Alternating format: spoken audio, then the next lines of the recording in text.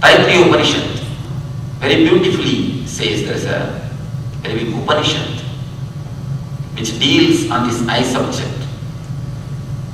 It says, ordinary person never uses his I totally. Enlightened persons uses his I totally.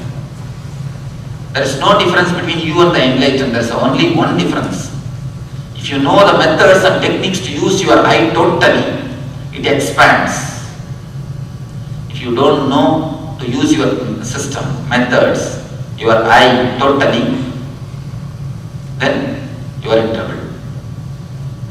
Whenever you don't use your being totally, don't think not only it's not used.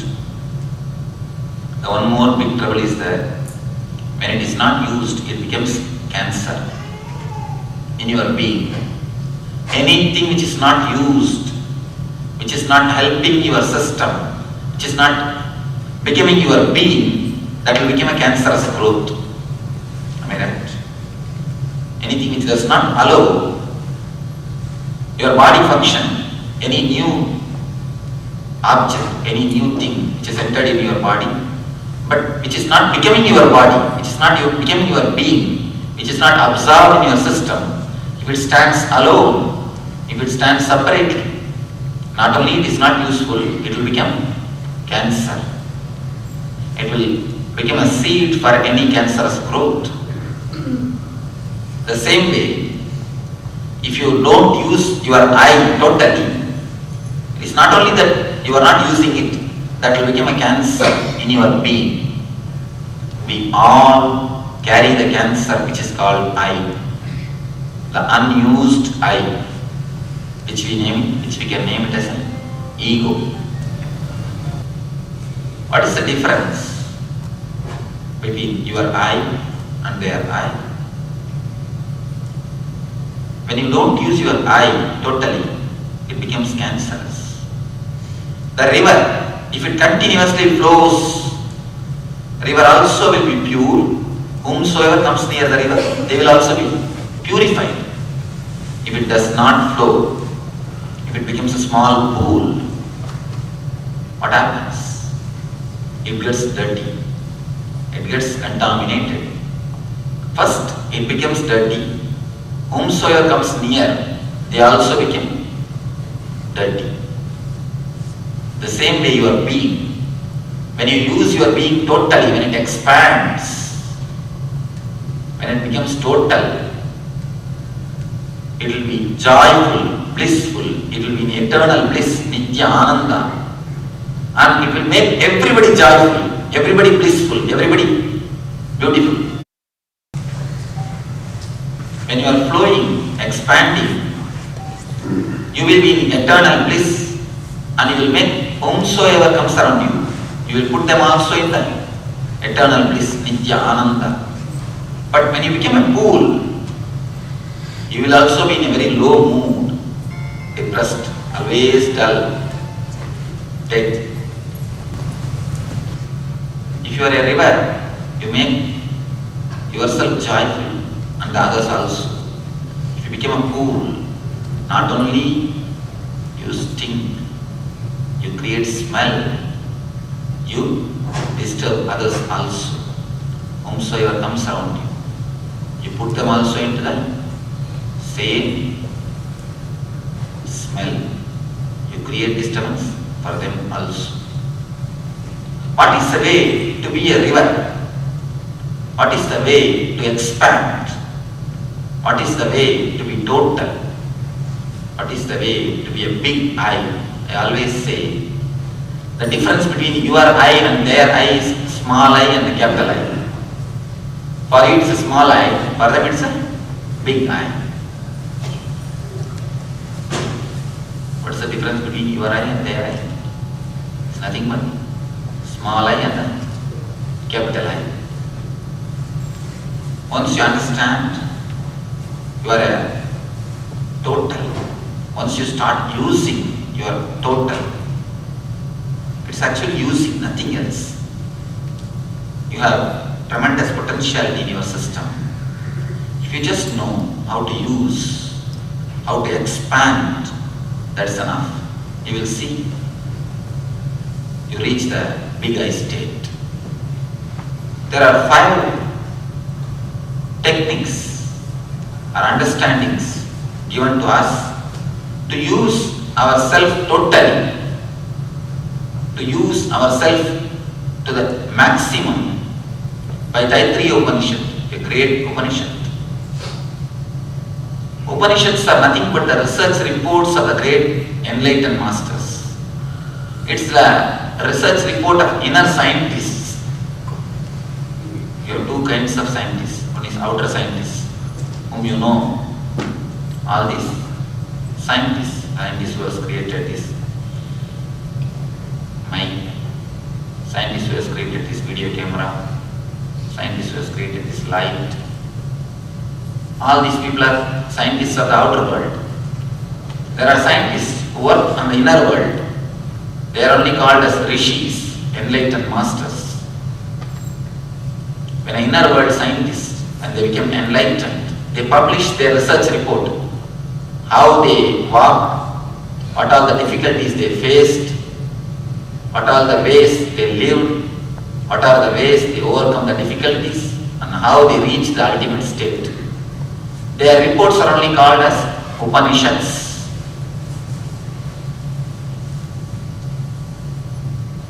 The Buddha's report to the world is what is Dhammapada. Shankara's report to the world is only all his bhashyas, all his commentaries.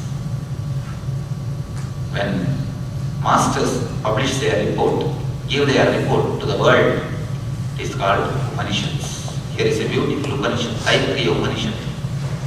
Gives 5 levels, 5 techniques, 5 understandings to live your life to its maximum, to its optimum. I'll just make a small diagram to show the 5 levels of your eye, how your small eye can become a bigger eye. Let me explain. Layer of your eye is called Annamaya. Second layer is called Pranamaya. Third is called Manomaya. Fourth is called Vijnanamaya. Fifth is called Anandamaya. You can't, and there is no need to remember the Sanskrit names. Just if you understand, that's enough. Annamaya means the body which you use now, this body. This is the first layer. Pranamaya means the second layer. The air circulation which is happening in your system is second layer.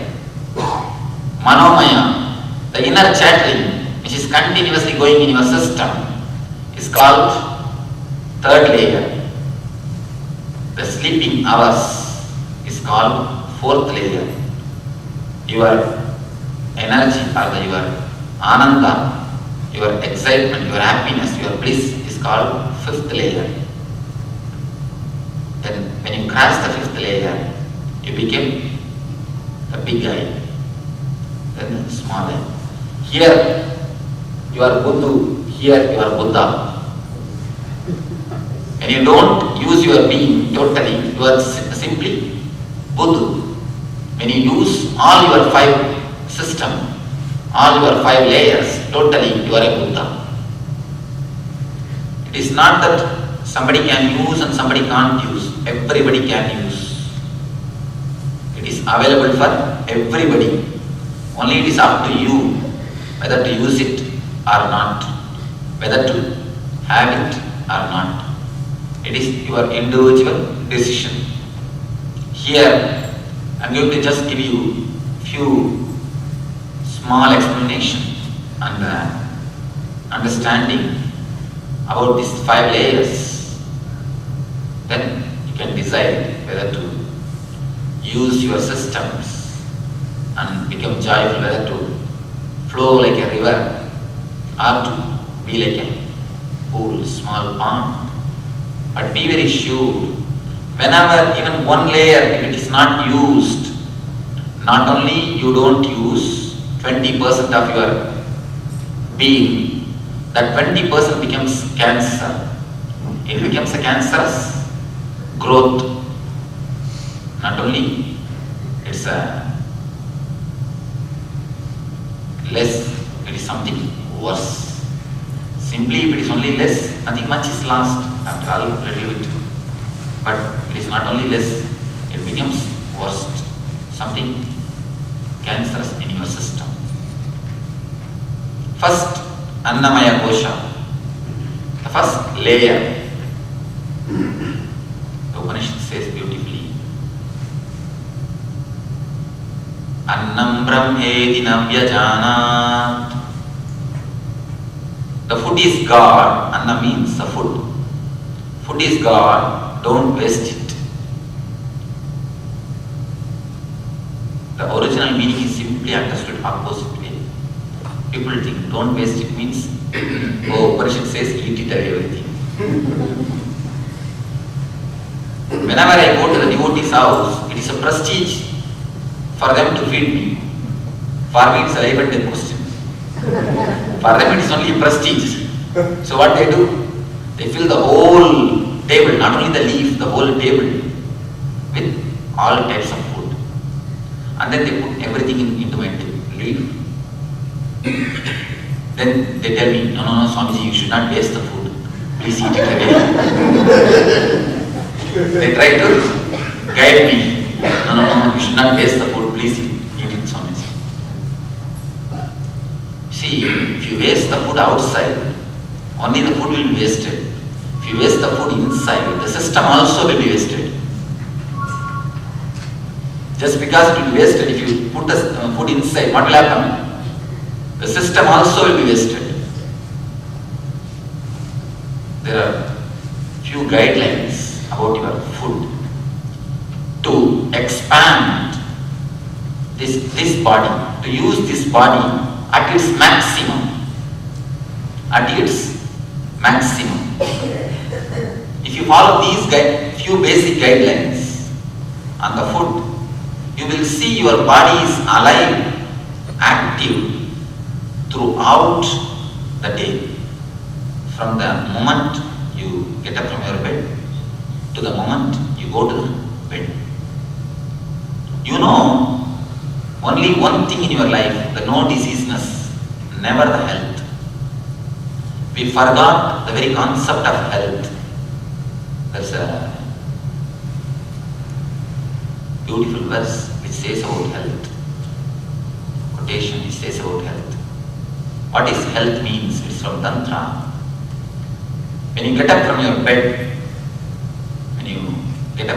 what will be your first activity? Go to the bathroom. Your steps from bed to the bathroom should never be as steps, it should be more like a dance. It should never be like a steps, it should be more like a dance. Then you can say you are healthy. The first activity, as soon as you wake up, your mood and your body language, if it is just bubbling, overflowing, joyful, ecstatic, alive, then you can say you are healthy. Otherwise, be very clear, you are clinically alright, that's all. You have no disease, but you cannot say you are healthy. You can never say you are healthy. The disease is yet to be discovered, that's all. Yet to be discovered, yet to be diagnosed. It is there, it is not yet known. Only when you are in the well-being, as soon as you come out of the unconsciousness, in the early morning, as soon as you wake up from your bed, you come out of the unconsciousness. At that moment, if you radiate life, joy, ecstasy, you can be sure you are healthy. Otherwise, you are yet to be diagnosed, that's all. That is only title, not that you are healthy, be very clear. Have you seen the nature? You can see early morning, a bird, as soon as it comes out of the sleep, it will just chirp and make sound. Cat, it will just stretch the whole body. Dog, it will just go and verify its boundaries, whether things are going well, whether everything is perfect. Calf, it will just at least round the mother or the small stump in which he is tied. All the animals you can see early morning they will be alive, fresh, responding to the nature. Human being is the only animal, as soon as he gets just turns and pulls the bedsheet that goes back to sleep.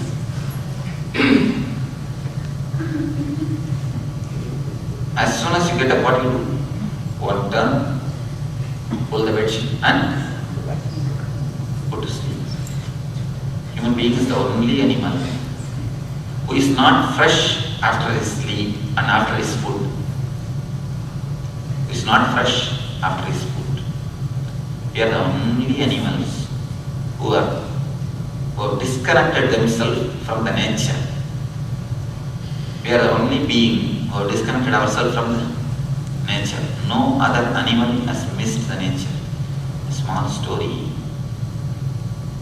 Once a man who is 40 years, he somehow want to get rid of his wife and the wife's cat.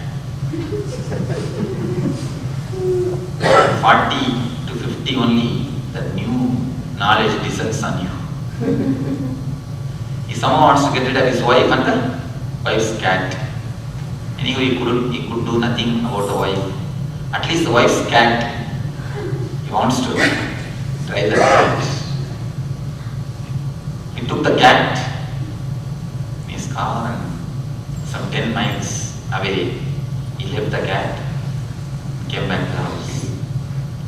As soon as he came to the house, he entered the house, he saw the cat is standing. Cats can catch the way by smile. Next day, picked up the cat, went to some 20 miles, left the cat, came back to the house. Next day, he saw as soon as he came to the house, within 10 minutes, he heard the sound, turned and saw the cat is standing. That day was terribly upset. He took the cat, put it in a gunny bag, packed it, took some unknown streets, unknown roads, right, left, this way, that way. He reached some ranch, some forest. Then he felt, yes, this is surely new place even for me. I have never come here. Even for me it is a new place. Surely this cat cannot find a way. Let me leave this cat now here. He left the cat. He is driving back to the home. Suddenly in between he had the doubt, serious doubt. He rang up to the house. Here the cat has come, he is asking his wife. She said, oh, it is here.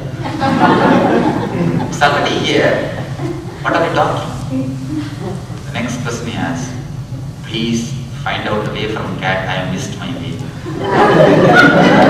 I lost my way.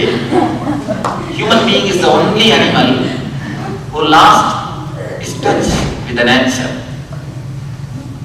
who lost his way. All the other animals know their way. Only human being is the animal who lost his